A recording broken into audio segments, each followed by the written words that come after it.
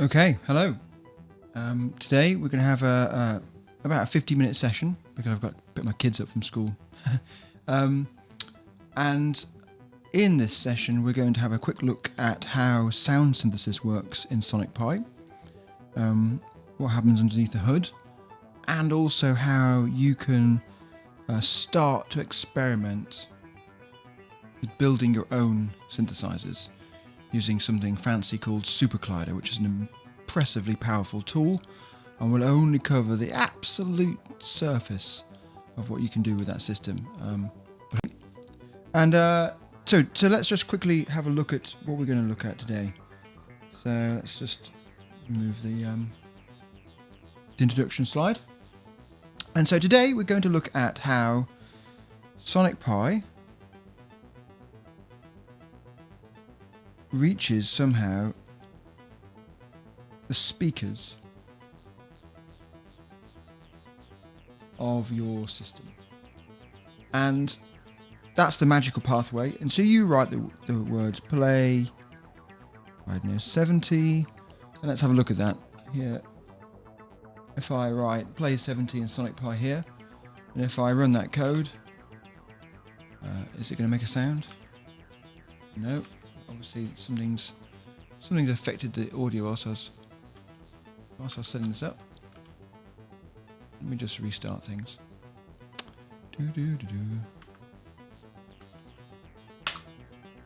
So when you hit play 70, something magical happens down this pathway, and then you get sound out of your speakers. So we're going to explore about how that happens. So let's see if we got some sound. There we go, magical sound. And so something happens when you press the run button in Sonic Pi on play 70 to make that audio. And we're going to have a quick look at that pathway and see what's going to involved. Now what really happens here is that this code here, the play 70, so this code here is actually text that gets sent to a language server.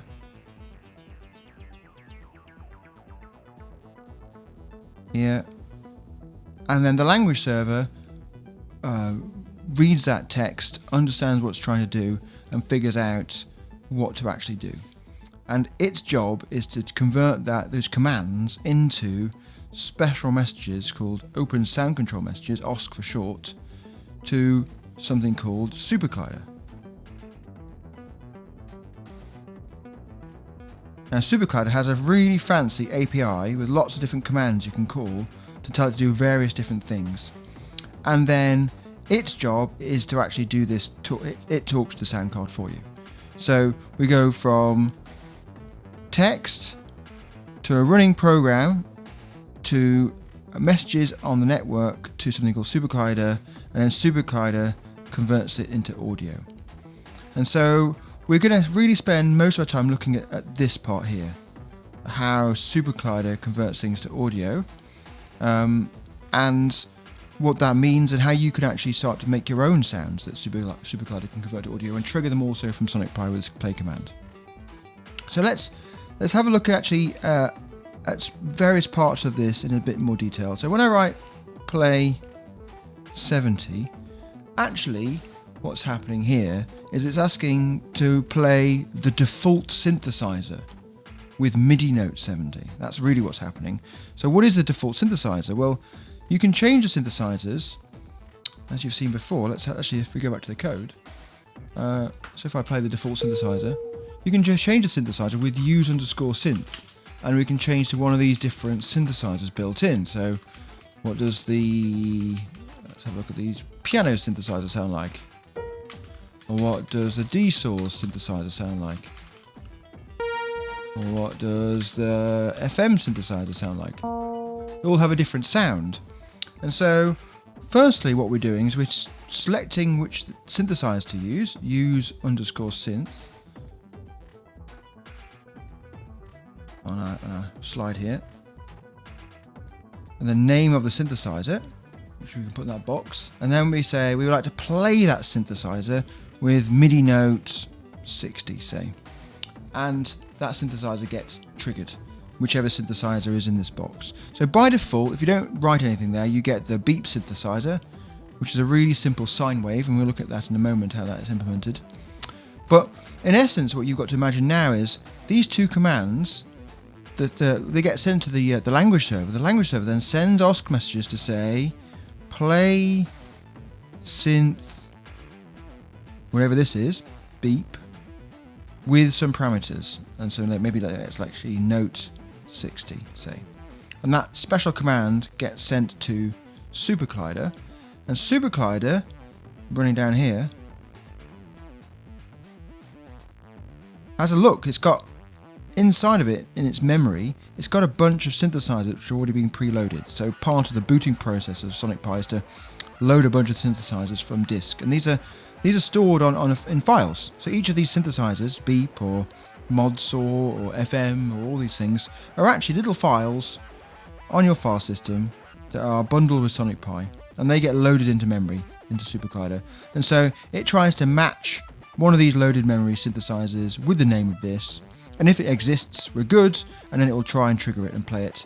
And then it then manages to talk to your sound card, which talks to your speakers, and you can hear that sound. And so what we've got here is really the fact that we can create new synthesizers in SuperCollider, make a new file which represents the design of that synthesizer, load that file into memory into SuperCollider, and then we can trigger it in the future. So we're going to have a look at that whole process for the next sort of 45 minutes or so. Let me look at the question. So Emmeline's saying hello, popping in to check out for now, but not sure how long you'll stay. Well, lovely to see you. Welcome for joining. And yeah, thank you for following. So ask questions away, and I'm very happy to answer them in line. And also, if you've got ideas for future of these sessions, please do let me know, because I'm hopefully going to try and get to do one of these once a week. And so trying to keep rolling with the dead coding sessions. Okay, so here we are. So we write our code, it evaluates, then we trigger synthesizer and SuperCollider. So we're going to have a quick look at what one of these synthesizers looks like in SuperCollider, and how we can start to experiment and create our own. Maybe it's worth, at this point, actually, just drawing out a pictorial representation of a synthesizer in SuperCollider world. So SuperCollider has this idea of data flow. So you have, it's always with computer science, it's always boxes and arrows, right? So you have a box which represents some kind of audio generator or unit generator. And so SuperCollider calls these things UGens. And so, for example, a sine oscillator, which produces a nice wavy line like this, is a kind of UGen which produces sound. And you need to connect that to something which then either can manipulate that sound. For example, you might have a multiplier UGen, which takes that sine wave and multiplies it by maybe by 2 to make it much louder, or maybe multiplies it by 0.2 to make it much quieter. I'm actually changing the frequency there as well, but ignore what I'm doing. With audio waves, how tall they are is how loud they are, and how many of them there are in a particular unit of time, or how squished they are together is how high or how low the frequency is. We can explore that another time. But really it's the size of the wave, which is the amplitude, and you get that by doing multiplication. So this multiply symbol might multiply the audio by some factor, and therefore either increase or reduce the amplitude of the sound. So here we're making it a fifth of its amplitude, making it quieter. And then maybe you take the output of that. So there's the input there. So now we've got a quieter wave. And then we need to then send it to the speakers. So there's a UGen for that as well. And that's called the out UGen. And that says send it to my speaker. So we'll send that speaker 0, which is my left speaker. And then SuperCollider does all the clever hard work of then sending that to your speaker, which you probably can't see there because it's probably behind my image. Let's draw it up there like this. There we are. And yeah, so this would be a very basic synthesizer where we have a unit generator which is generating our audio wave. We might have a unit generator which is then modifying that in some way. Here we're just changing the amplitude of it, so it's like a volume control. And then we have another unit generator which is then feeding whatever it receives, whatever sounds, whatever signal. And this, I mean, you can do all sorts of crazy fun stuff up here. You can be reading files with audio samples. You could be doing really complex synthesis techniques. But ultimately you get this signal coming in to the out UGen, which then puts it to your speakers. And so there we go. So, is making sense? I hope so, some kind of way. So what we want to do next is to try and build on these. And so let's leave the friendly and gentle domain of Sonic Pi, and let's start up SuperCollider. So SuperCollider, you can just download. It's free. It's open source. Let me just show you this first of all. If I just Google for SuperCollider, you can find here link, some information and things, and so you can download the latest version for your operating system. I'm currently running on Windows here, but it works just fine on all the operating systems. And when you download it and install it and open it, you get an editor that looks a bit like this. And don't be scared. I mean, SuperCollider is extremely complex. And all that means is that you can spend a huge amount of time learning and exploring in this environment, and it's brilliant for that. And so, but beware that it doesn't really hold your hand too much in that process. So you will be spending a lot of time reading documentation, searching online, chatting to people in various forums, asking questions and learning if you want to get deeply involved. And if you do that, then the rewards are great because you can do unbelievably powerful synthesis techniques using this system. Stuff that Sonic Pi doesn't even begin to give access to. But the fun stuff is, as we'll see in a moment, we'll be able to take the powerful synthesizers we can design and build in SuperCollider and then trigger them and play with them in the friendly environment of Sonic Pi. So you don't really have to choose one or the other, you can use both combined, and that's really where the power is. Now, with this environment, you get a text editor. I'm going to write some text up here. And that's where I'm going to design my synthesizers, etc. And you have to do a bunch of other things. So the first thing to do is you need to click on the server tab here and then boot the audio server. So SuperCollider exists by having a language, it's a bit kind of like Sonic Pi, and an audio server. And the Sonic Pi's language is the environment you saw before. SuperCollider's language environment is the one you're seeing now. But both of them use the SuperCollider audio server in the background. Sonic Pi boots the audio server for you automatically. As with pretty much all of the stuff in SuperCollider, you have to do everything manually yourself, which gives you more control, greater control, but obviously that makes things a bit more explicit and there's a bit more boilerplate stuff to do. So first of all, let's boot the audio server. And we can see down here on the right hand side, this is it finding all the audio devices on my system right now. It's seen that I've not requested any devices specifically, and it's chosen the default ones, and it's booted it up. And there we go. So now we have a connection. So hopefully now I can make some sounds. The problem is though, I can't just write play 70. That doesn't really mean anything. Now in SuperCollider you can execute individual lines, and so here by pressing Control Return, I can execute that line, but of course here it doesn't understand this because this is the language of Sonic Pi, it's not the language of SuperCollider, so that's not going to work. So what do we do? Help. Let's find some help. Show the help browser. So SuperCollider has built in a documentation system. We can click on the Getting Started tutorial, and we can start to learn all about all these things, about starting your engines. I assume that's about booting the server, about functions, about a whole language. There's a really powerful language here that's really deep and involved to learn. And then we can start learning about the server abstractions. And here, this is what we're talking about today, synth defs and synths. So our synthesizers are, we saw here, this is a synth def in a sense. This is a pictorial version of a synth def. We have 3 unit generators, the sine oscillator, the multiplier, and the out.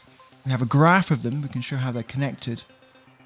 And that combination of of UGens is called a synth def. And SuperCollider will generate an internal data structure inside this audio server representing that synth def, which then you can then trigger. You need to give it a name, of course, as well. And so that you can say trigger synth def foo, and then it will find the memory representation of that synthesizer graph and render it in the audio tree, the node tree. More of that another time. There's a lot of depth going on here. But what we're going to do is we're going to have a look at how we can create this pictorial version with syntax, with code, and then also how we can store it as a file, because you want to be able to store it as a file so that Sonic Pi can read it and then trigger it itself. Okay. So Prometheus says, I wish it was possible not to have to start the GUI at all and work entirely in the command line, using his favourite or her favourite or their favourite text editor. Are you talking about specifically about Sonic Pi or about SuperCollider? Because Sonic Pi really is a tool for complete beginners, and it's important to make sure that the experience for everybody is the same. It's also in a musical instrument, and so if you want to build something yourself from the text environment and the command line, then it's kind of like building your own guitar from wood and strings, and actually Sonic Pi is kind of like a guitar you might buy from the shops. So the experience is trying to make something that's complete and full. And you certainly can do that kind of thing with SuperCollider if you wanted to. Reference to Sonic Pi. So it's not a goal. So focusing on giving traditional programmers the ability to use traditional tools as a way of working with Sonic Pi is not one of the goals of the project. It really is about trying to lower the barriers of entry to everybody. And so, actually, what I'm showing you here is how it is not really in that vein, in a sense. It is about how you might break out of those barriers of Sonic Pi and look into further and deeper synthesis techniques. And so, this is something that if you already have synthesis experience and knowledge, you can apply that directly here, and you can use that to expand and grow the sonic possibilities of Sonic Pi. But also you can start to use this tool to explore and learn about music synthesis in really powerful and deep ways. Okay, so the question is, how do we turn that into this? That's a tricky one. So let's have a look at some of the documentation. So you can see here, actually, we can cut and paste this code, and this is a syntactic representation of a single UGen. This is the sine oscillator UGen, and this is running at something called audio rates. You can have different rates of these things: audio rate and control rate, and IR rates. But really, that's not to be focused on. They're tools really for optimization and efficiency of the audio synthesis engine. All you need to think about is that there are two main kinds of unit generators. Ones which are producing and manipulating sounds, and ones which are producing and manipulating the kinds of signals which might control those sounds. So you can imagine somebody manipulating a control for amplitude, and they're turning a dial. That's kind of a manipulation signal. So that's going much slower than the actual sound waves moving through the air, which is oscillating at a much higher rates. So this is the audio rate. This is our frequency. This is how high the pitch is. We're at 440 hertz. This is our phase. That's a fancy term. If you understand what it means, then that's useful. If not, then don't be concerned about it. But as with all things with SuperCollider, everything's explicit, so you have to write it in. You can't really ignore it. And then here is our amplitude.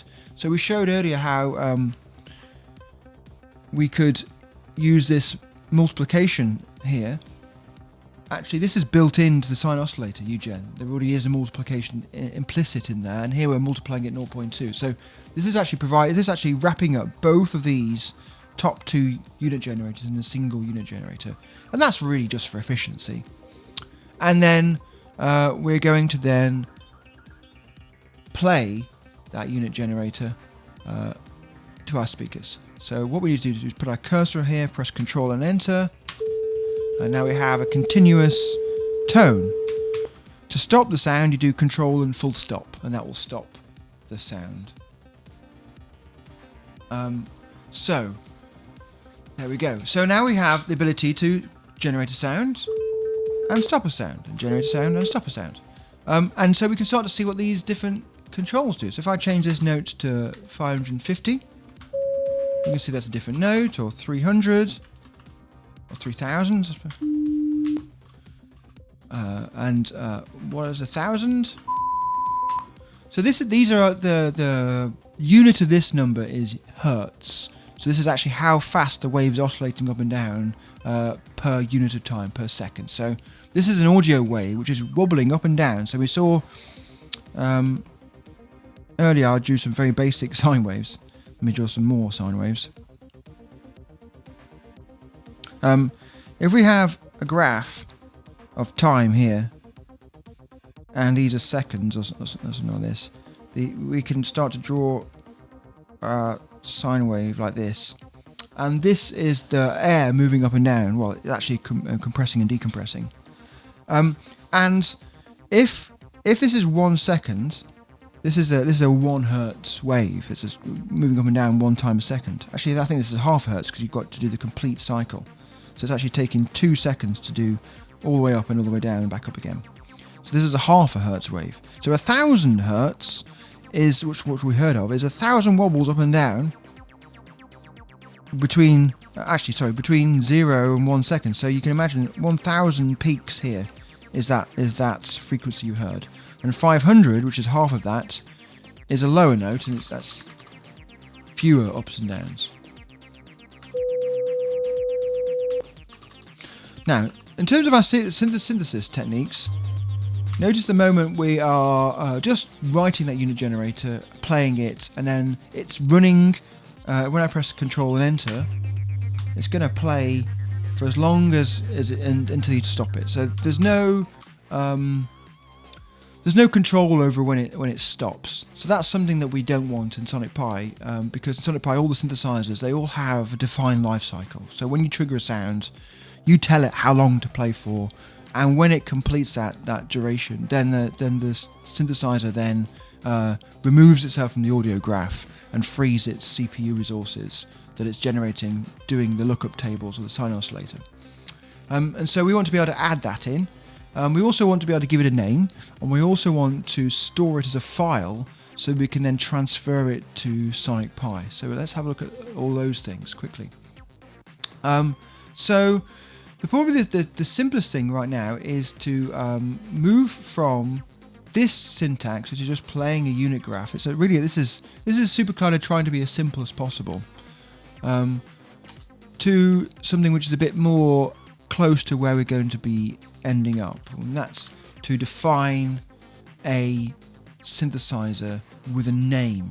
So let's call this one Foo, and this is the syntax in SuperCollider, which says here's an anonymous function. It's like kind of a block and lexical closure. It's taking a single parameter. This one's called out. This is going to be which bus to output the signal to.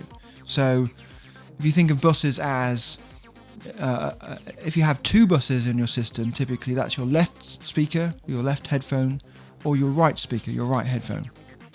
But you can also imagine systems with lots of different speakers, and so SuperCollider is designed to be working with all sorts of really fantastic research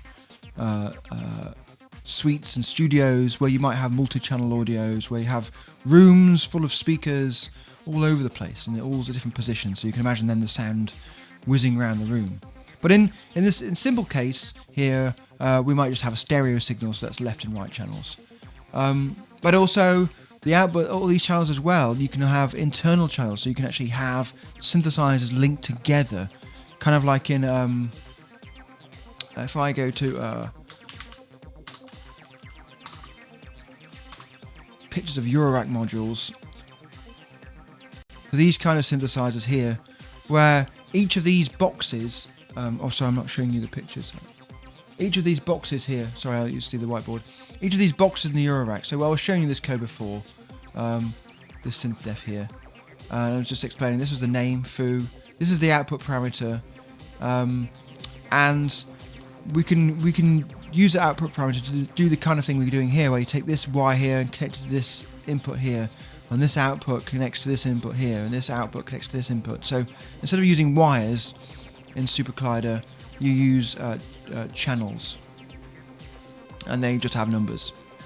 And here is our output UGen. So as we saw, I don't know if did I delete it? I think I deleted it maybe. Yeah. So I'm showing you synthesizer designs. So we saw here we had the sine oscillator going to a multiplier going to the out. And so this out here is that final output synthesizer there, UGen, sorry. And this out here is the same as this. So this is our input parameter to our function, and this is where that input parameter is used. It's to give the a number representing which channel to output the audio to. And here is our sine oscillator UGen that we saw earlier. So this is now inside the out UGen. So this is saying take this audio and place it into this position in the function call, which basically is to say take the output of this and put it into the out UGen. Now I feel like as I'm explaining this, there's a lot of concepts that I'm not really clearly explaining, because there's just a lot of concepts, and there's universities give whole courses on synthesis techniques like this, where you can spend years learning and exploring exactly this. So yeah, don't expect to fully understand this straight away, but do expect to be able to understand it if you put the time into learning it and reading it and figuring it out. And there's a huge, as I said earlier, there's a huge potential for really amazing synthesis techniques by understanding and learning this language and using it to design and implement your own sounds. someone says, is SuperCollider itself JVM based and implemented in something native compiled language or something else? So nothing in Sonic Pi or in SuperCollider is based on the JVM at all. So that's the Java virtual machine. So SuperCollider is implemented in C++ and C, and is actually quite an old system and was designed for macOS 9, I believe. So it really is, well, it was capable of running on the hardware that macOS 9 was developed for. So it's totally fine for modern hardware. So it's really efficient. But yeah, it compiles into native code. Somebody actually recently has implemented a compiler to WASM, so that's interesting to actually do all the stuff in the web browser. But yeah, SuperCollider is definitely a native system, and traditionally has been so because you need the performance and you need access to all the low-level audio APIs that let you manipulate and work with the audio cards directly. There we go. So here we have a synthesizer. Now, if I were to evaluate this code, it's playing me that synthesizer. So that's pretty much the same as we had before, except for now we have a bit more boilerplate. We've given it a name. We can manipulate it, which output to go to, which we'll see is actually useful in a moment. Maybe we can let's what should we do? I don't know why actually. Does it out 0? Is it default to 0? Maybe in SuperCollider the parameters default to 0 because I don't see passing out there and it's still making a sound. I don't understand why, but we're not going to use the add anymore, the play anymore. Instead, we're going to use add. And now, when we run the code, it doesn't make a sound at all. And what happens instead is that SuperCollider takes this code and compiles it down to a very efficient binary format. And that binary format really is a binary version of... I don't seem to see my graph anymore. Where's the picture? Did we lose... Oh, look, I've lost the connection. So I'm using my remarkable note tablet as a live viewer, but it seems to have lost the connection. Let's just restart that quickly.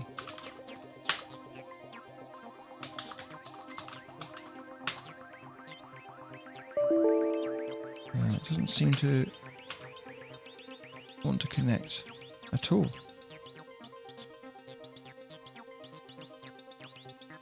Interesting.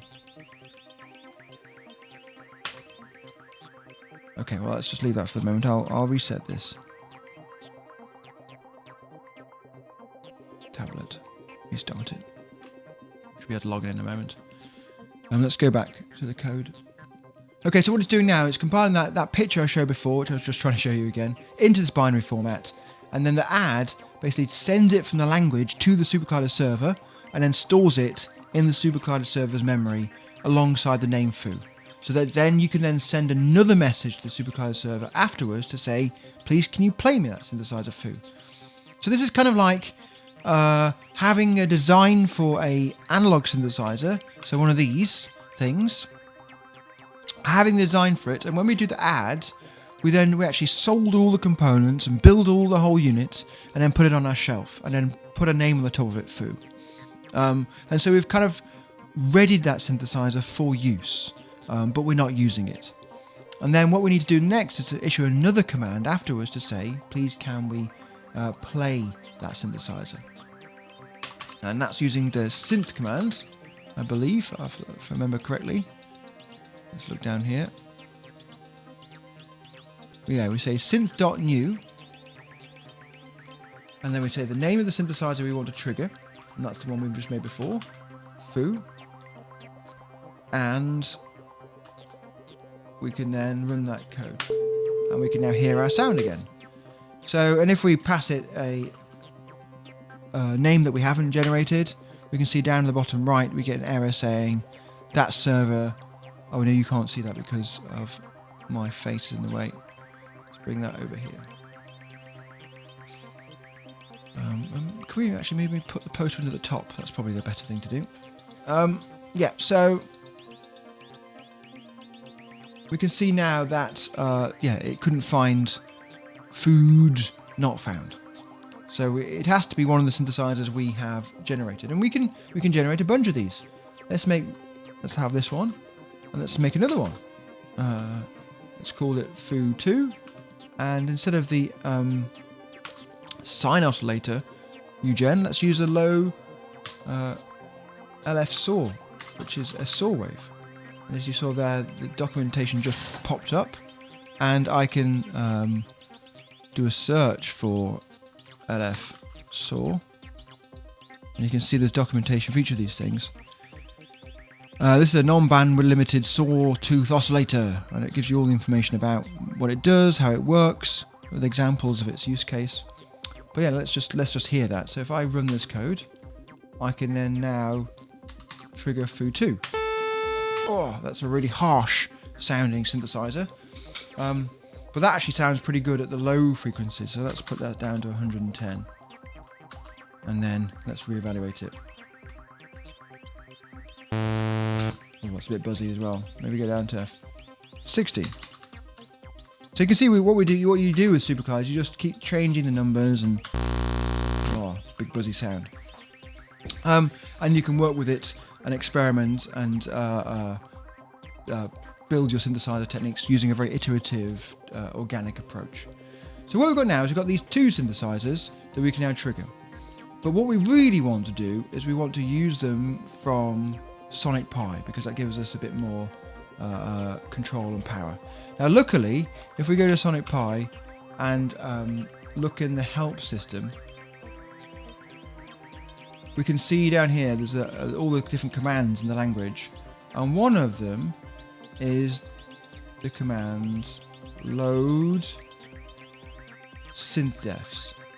And you can see here that Sonic Pi gives you a nice way of working with external synths. It says load all pre-compiled synths in the directory, so you pass it in the directory, and then those binary files, which also need to have the extension sc syndef, will be loaded into Sonic Pi's audio synthesis engine, its copy of SuperCollider. And it actually gives you, look, a example synthesizer definition to work with. So let's try that. Let's just get rid of all this and look at this. Now this one's slightly more complicated, but not much more. What we've got now here is the name of the synthesizer. Before we had it in strings, this has just got a backslash, that's fine. And this synthesizer has 3 input parameters of which to change. Before we just had the out parameter. Here we've still got that one. We've called this one out bus, and we've given it a default of 0. We also have an amplitude parameter, which we've given the default of 1. And then we also have a frequency parameter, which we're giving the default of 200. So before we were hard coding that frequency into the sine oscillator. And we can see here that we've got our out here. We're telling it which bus to output onto. And then this is our code for making the sound. Now this is slightly more complicated because we're doing a couple of extra things. Firstly, we're passing in 2 frequencies, an array of 2 frequencies. And what this means is it will automatically expand to a set of synthesizers for your left ear, and a set of synthesizers for your right ear. So it's able to make it hear on both channels, left and right. It's called multi-channel expansion. It's a nice shortcut in SuperCollider synthesizer design. We're passing the phase of 0 because that's just a required parameter, and let's just leave it at the default. And then we're passing the amplitude of this at 0.5. Now we're multiplying it by this line, and the line it allows us to control the amplitude through time. So we saw the multiplier allows us to multiply by a number like 0.2. Here we can actually multiply by a line through time, and this is kind of like a line of somebody manipulating the amplitude control, and it starts at 1, ends at 0, and takes, I believe it's 5 seconds. Let's have a look at the documentation for line just to be clear what's happening here. Look for line generator. So we have the start, we have the end, and we have a duration, end seconds. So yeah, so we're starting at full volume, we're ending at 0 volume, and we're taking 5 seconds to make that transition. We're passing in a general amplitude to multiply everything by, which is coming from our input parameter. And then this is the fancy parameter here. This is the done action, which says when that line has completed, when we've got from 1 to 0, we can optionally perform an action. And the done action essentially destroys this existing synthesizer and frees up all of its memory and its CPU use. So this is the important part of Sonic Pi and any synthesizer you create. There's a few important parts. One is to make sure that it tidies itself up when it's finished. Otherwise, Sonic Pi won't do that. And every time you trigger a new one of these synthesizers, it will still be running in memory. Even if it's outputting at amplitude 0, so you can't hear it, it'll still actually be computed by the CPU, and therefore, after a while, you'll run out of CPU and everything will crash and burn. So your synthesizer needs to complete itself. And this is often done with most of these envelopes or line controls have a done action option. The next important thing is it has an out bus, and it has to be called out_bus. And Sonic Pi will use this to work its magic of putting the synthesizer in the right place, so that if you're working with effects like reverb and distortion, then it will make sure that gets put to the right value, so that it gets fed into the right effects context. And then these other ones are your optional ones that you can use, so that you from Sonic Pi can control and manipulate these. So yeah, so this is a fairly simple synthesizer, and obviously this gets much more complex. But that's just really this section gets more complex as you add more interesting things. So, and then the final thing which is new here is that instead of using .play, which immediately played the synthesizer, or .add, which added it to the SuperCollider synthesis engine directly, we're using the write_def file function or method, which doesn't send, well, I think it actually does send it to the server, but also definitely sends the compiled representation of this UGen to disk at a specific place. So this is assuming I'm working on my Mac, which I'm not. So let's look at C. Actually, I think D. Where would be a good place to put this? Let's have a look at my file system. Maybe my desktop would be a good place. So now in Windows, I always forget these things. How do I find the actual path? Maybe I need to address this text. Is that going to do the thing for me? No, that's not. It's just going to copy the whole thing. Look at the terminal and the command exe.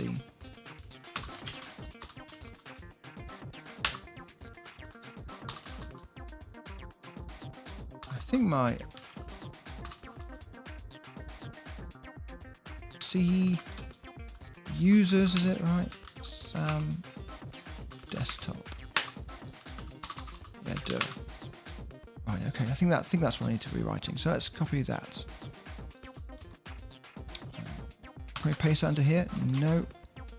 How do we copy and paste from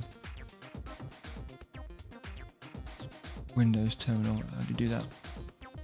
There we are. Okay.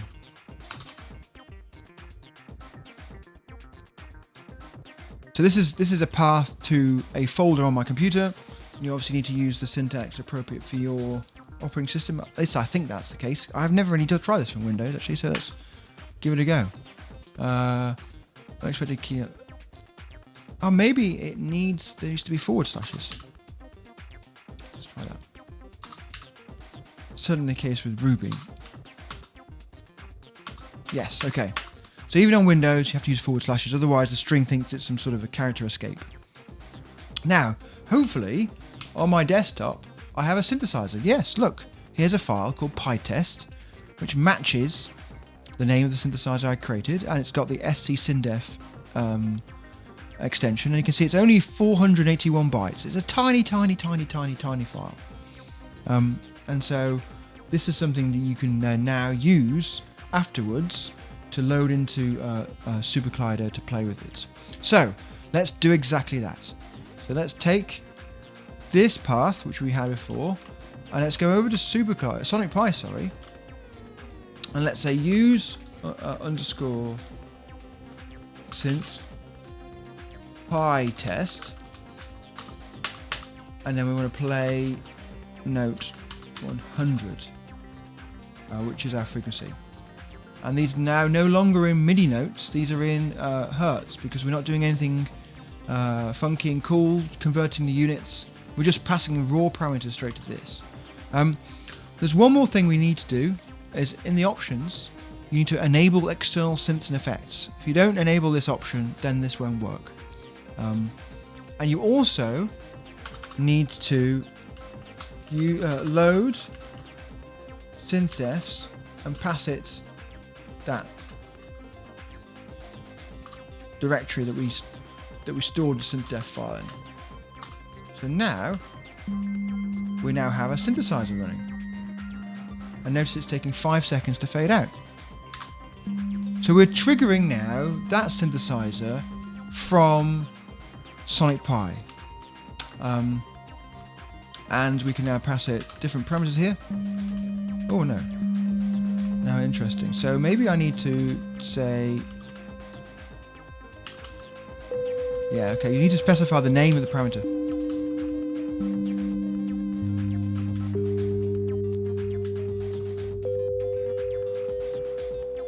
Okay, and notice that they all have that very long decay, that 5 seconds.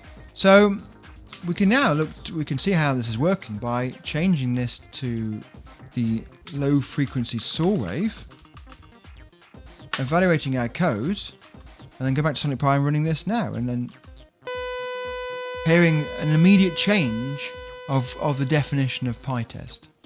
So in this case, we're able to dynamically, well, not dynamically, but very quickly iterate between our designs. In fact, we can actually have a lot of fun with this. So if we changed our time duration from 5 to let's call it a duration, and let's have the duration equal 0.1 as default. So now we should be able to run this. It's much shorter. We should be able to change the duration here.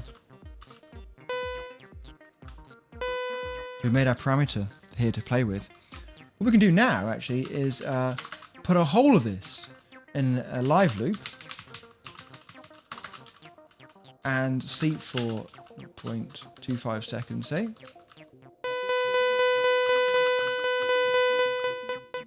And now what we're doing is we're loading up the synthesizer again and again and again, which means that we can now go over here and switch this back to sine oscillator, run this code, and dynamically Sonic Pi picks up the new synthesizer definition. It will overwrite the existing file in our directory here with a new file. So you can see here, look, 1445. If I change this to low frequency saw again, oh, actually, there's still 1445 because it's on the same minute, but that will be a new file, and that's then picked up by Sonic Pi. And so we can then use this technique. I mean, also, it's important to recognize that this now works with all of our effects. So let's put in some reverb around this.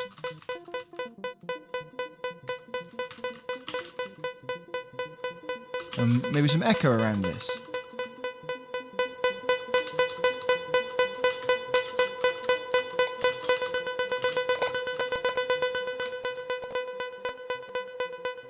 So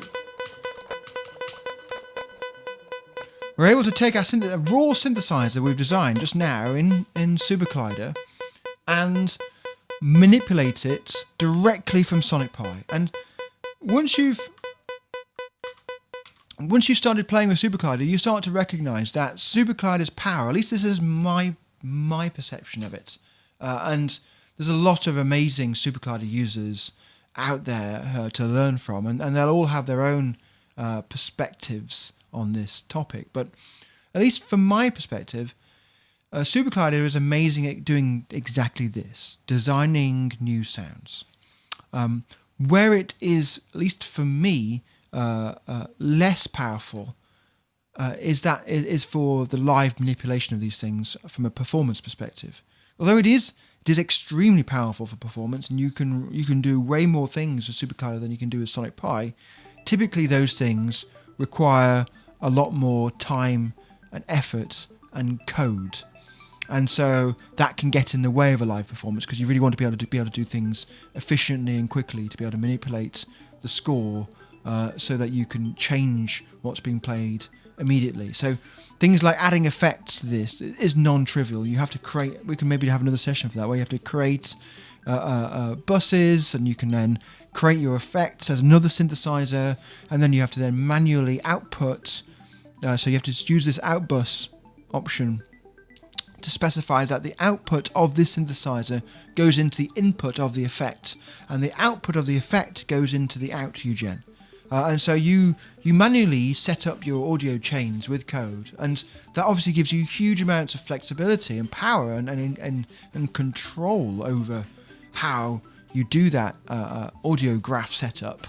But it's a lot more work to do a simple thing that maybe you want to do very quickly, which would be to say, well, how does this sound with an existing effect like Crush or Bit Crusher, or any of the built-in synthesizers. Now, of course, this is for another time, actually. Each of these effects in Sonic Pi is also a SuperCollider synthesizer. So you could, with a very small amount of change, and maybe we'll do this next session, or if there's interest in the future, with a very small, simple changes to what I've shown you already today, you can design your own effects. And you can also trigger those directly from Sonic Pi. So you might think that the synthesis within the Sonic Pi is limited and constrained, and it is, because it's really limited and constrained by the synthesizers which have been contributed so far. But hopefully what you can see from this session is that with some SuperCollider knowledge and a bit of skills and knowing how to write these things, you can make your own synthesizers, and you can make your own effects, and you can then have the full sonic possibilities of SuperCollider at your fingertips to be able to do really powerful and amazing synthesizers. And these are what I'm showing you now. These are the most basic, simplest synthesizers, just to show you how to do it. But there are synthesizers in Sonic Pi which are much more sophisticated than this and require have hundreds of UGens in a single synthesizer, which should give you a lot of sort of sonic possibilities. So I hope this is helping. And that I'm running out of time now because I've got to go and pick my children up from school. So thank you very much for watching. If you've got any more questions about this, please throw them in the YouTube comments. So this video is live streamed onto YouTube right now, and let me know how that's going. And also, if you've got any ideas for future videos, please let me know, and I'll be very happy to work on those. So thanks very much. Please have a play with Sonic Pi. Please also start to experiment with building your own synthesizers and see where you can go with that. And just really start to explore the power and the creativity of code. And finally, if this content is interesting to you and you'd like to see more of it, please consider supporting me on Patreon. That's really been a lifeline for me for this past year during the pandemic.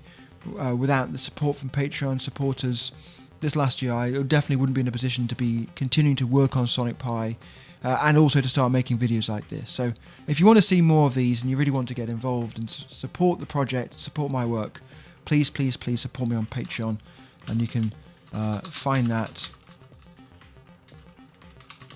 here where you can support me there.